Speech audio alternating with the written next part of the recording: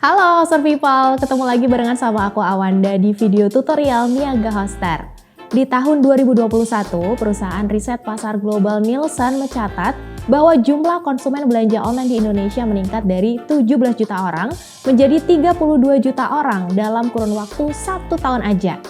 Hal ini berbanding lurus dengan peningkatan jumlah pengguna internet dari 34 juta menjadi 45 juta orang. Kalau ngelihat statistik barusan, kebayang nggak sih berapa besar peluang yang terbuka buat kita kalau mau memulai bisnis online? Apalagi di tengah zaman yang serba canggih dan mudah, bikin toko online mungkin bisa makan waktu kurang dari 1 jam. Berhubung aku lagi tertarik juga nih sama pembahasan soal bisnis online, di video kali ini yuk kita bahas sama-sama seputar cara memulai bisnis online yang cocok diterapkan untuk pemula. Kalau nanti Hoster People punya pertanyaan seputar materi yang aku angkat, langsung aja ya drop pertanyaan ke kolom komentar di bawah.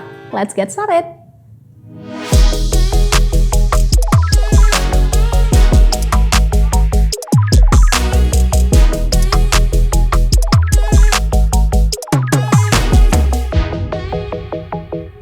Langkah pertama yang bisa dilakukan sebelum memulai bisnis online adalah menemukan masalah yang sedang dihadapi pasar digital. Anggap aja kalian lagi cosplay jadi Sherlock Holmes ya. Kenapa sih hal ini perlu dilakukan? Nah, menurut riset yang dilakukan oleh CBS Insight, 42% perusahaan rintisan mengalami kebangkrutan karena gagal mengidentifikasi kebutuhan pasar. Kalau udah begini, produk atau jasa yang mereka tawarkan tidak akan bisa menjawab kebutuhan atau masalah yang tengah dihadapi konsumen. Nah, terus gimana dong biar bisnis kita nggak bernasib serupa? Ada 3 hal nih yang bisa kalian lakukan, jadi langsung aja dicatat ya. 1. Identifikasi masalah yang dihadapi konsumen dan temukan apa yang bisa membantu mereka keluar dari masalah tersebut. Misalnya nih, Hoster People lihat banyak orang yang nggak tahu cara bikin website dengan mudah. Nah, dari sini kalian bisa membuka online course yang membahas tutorial pembuatan website. 2. Identifikasi sebaran peluang bisnis di sekitar kalian. Bisa lewat media sosial, survei, interview. Pokoknya intinya, jangan pernah takut untuk memulai. Langkah kedua, lakukan riset pasar untuk menemukan ide bisnis online yang bisa menjawab permasalahan yang kalian temukan. Di fase ini, Hoster People bisa mulai mengumpulkan data-data objektif yang nantinya bisa digunakan sebagai pedoman dalam mengambil keputusan-keputusan besar. Jadi apa aja tuh metodenya? Sini-sini, langsung aja aku spill. Pertama, ada metode riset keyword yang bisa membantu Hoster People dalam mengetahui tren pencarian di situs seperti Google. Misalnya, kata kunci sepatu lokal kerap menjadi trending pencarian di Google. Dari data tersebut, kalian jadi mengetahui bahwa ada minat besar terhadap produk-produk sepatu lokal di Indonesia. Nemu peluang bisnis deh tuh dari situ, ya kan? Selain tren pencarian Google, media sosial juga menjadi tempat terbaik buat kalian yang ingin melakukan riset pasar. Karena selain bisa mendapatkan info terkini terkait sebuah produk ataupun layanan, kalian juga bisa melihat review dari para customer-nya. Lumayan kan bisa buat menambah referensi? Keep your friends close and your enemies closer. Pepatah yang satu ini kayaknya cocok untuk mendeskripsikan langkah ketiga dalam memulai bisnis online. Apalagi kalau bukan kepoin strategi bisnisnya kompetitor. Hoster People bisa mulai dengan cara yang sederhana, yaitu membuat pengelompokan. Cari informasi di internet soal kompetitor mana yang memiliki target pasar dan menawarkan produk ataupun jasa yang serupa dengan kalian. Atau Hoster People juga bisa mengamati bisnis yang menawarkan produk ataupun jasa serupa, tapi target marketnya berbeda. Cocok nih buat yang mau merintis usaha bidang hospitality. Selanjutnya, kunjungi website kompetitor secara berkala. Perhatikan foto yang mereka gunakan, deskripsi produknya, copy headline-nya, tombol CTA-nya, dan amati seberapa cepat loading websitenya. Ini bisa banyak bantu kalian loh untuk mengatur strategi bisnis.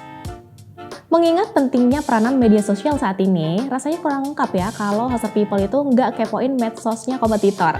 Di sini, Hoster People bisa mengamati seberapa aktif para kompetitor di dalam media sosial, konsep apa yang mereka usung dalam setiap postingan, bagaimana engagement rate di akun mereka, dan masih banyak lagi.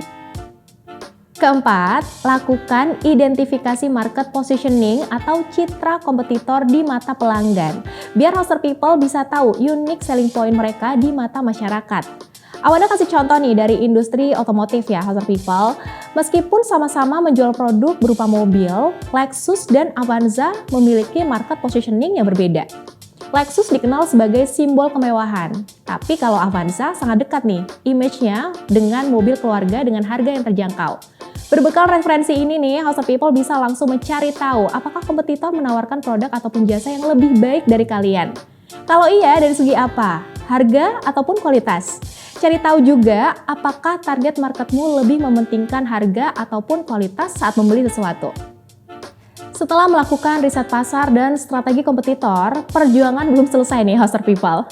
Kalian juga perlu mencari model bisnis online yang paling sesuai dengan keinginan dan pastinya menguntungkan.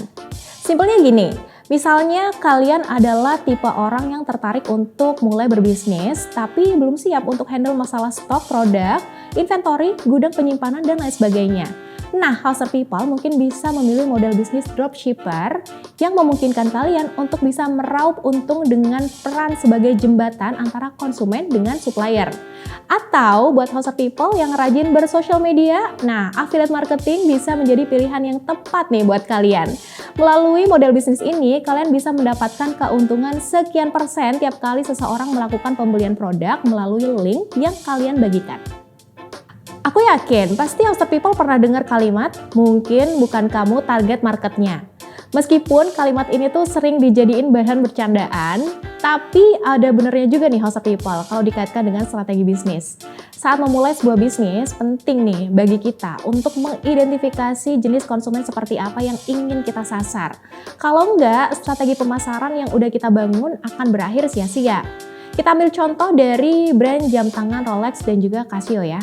Meskipun keduanya menawarkan produk yang fungsinya sama, yaitu sebagai penunjuk waktu, Rolex memiliki target pasar di kalangan kelas atas, sedangkan si Casio nih di kalangan kelas menengah. Jadi kalau kita heran kenapa harga jam Rolex itu nggak masuk akal, mungkin ya memang bukan kita aja tuh target marketnya. Belum lengkap rasanya kalau kita memulai bisnis online tanpa membuat website. Karena di zaman sekarang kata online sendiri udah identik banget tuh sama keberadaan internet dan juga web. Dari hasil riset yang dilakukan oleh VeriSign, 56% pengguna internet kurang menaruh kepercayaan pada bisnis yang tidak memiliki official website mereka sendiri. Dari sini aja udah kelihatan ya seberapa penting peranannya. Nggak cuma itu, Hoster People. Dengan membuat website toko online, kalian bisa terhindar dari potongan biaya layanan yang biasanya akan ditarik oleh pihak e-commerce dalam setiap transaksi di toko merchant. Bagi yang baru merintis bisnis, hal ini pastinya cukup memberatkan ya. Kalau website udah di tangan, saatnya Hoster People untuk lebih mengoptimasi strategi pemasaran biar keuntungan yang diperoleh lebih memuaskan. Penasaran nggak gimana caranya? Nah, berikut ini 3 poin yang berhasil aku rangkum. Pertama, Hoster People bisa memanfaatkan jasa Google My Business untuk mempermudah konsumen dalam menemukan informasi seputar nama bisnis, alamat toko jika ada, nomor telepon, alamat email, waktu operasional, alamat website, foto-foto produk, hingga review dari pelanggan. Lumayan ya untuk menambah visibility bisnis kalian. Selanjutnya, lakukan optimasi SEO di website toko online kalian. Supaya saat orang mencari kata kunci produk dagangan kalian di Google, toko kalianlah yang akan menjadi rekomendasi pertamanya. Buat yang mungkin belum tahu ataupun terlalu paham gitu ya sama seluk-beluk SEO, Niaga Hoster udah ada e-book yang bisa kamu akses secara gratis loh. Langsung aja cek di niagahoster.co.id. Seperti yang kita tahu, netizen Indonesia itu dikenal sebagai salah satu yang paling aktif bermedia sosial. Nah, untuk memanfaatkan situasi ini, Hoster People bisa banget tuh melakukan optimasi strategi pemasaran melalui media sosial. Caranya gimana tuh kira-kira? Hoster People bisa memasang ads di Facebook, Instagram, ataupun Twitter, melakukan live sale di platform seperti TikTok, ataupun berkolaborasi dengan influencer dalam memasarkan produk kalian. Jadi jangan takut untuk melakukan A/B testing ya. Saat Hoster People udah berhasil membangun bisnis online dengan baik, ada satu hal lagi nih yang nggak boleh kalian abaikan, yaitu mempertahankan kepercayaan pelanggan. Karena mereka lah yang sudah menaruh kepercayaan ke bisnis kalian sejak awal. Metodenya bisa beragam ya, kalian bisa menaruh investasi di customer support, mengeluarkan program loyalty card, loyalty point, ataupun merilis email marketing yang dikirim ke pelanggan setiap bulannya. Gimana? Abis dengerin penjelasan Awanda, jadi makin tertarik gak nih buat memulai bisnis online pakai website sendiri? Gak perlu khawatir ya Hustle People dibikin pusing sama coding, karena sekarang kalian dapat dengan mudah membuat website toko online WordPress bersama Niaga Hoster. Biar makin semangat nih untuk memulai perjalanan suksesnya, Awanda mau kasih diskon tambahan untuk pembelian produk hosting di Niaga Hoster lewat kode promo tutorial NH36. Cara dapetinnya, kalian tinggal masukin aja kode promo tadi saat check out dan total belanja bakalan otomatis kepotong. Sampai di sini dulu perjumpaan kita kali ini. Terima kasih buat yang udah nonton sampai selesai. Di video selanjutnya aku bakalan bahas topik dan juga tutorial yang gak kalah menariknya. Mau ngingetin satu hal sebelum aku pamit, jangan lupa untuk klik like, subscribe, dan juga follow semua akun sosial media Niaga Hoster biar kamu nggak ketinggalan berita paling up to date nih dari kita, serta info menarik lainnya seputar dunia teknologi.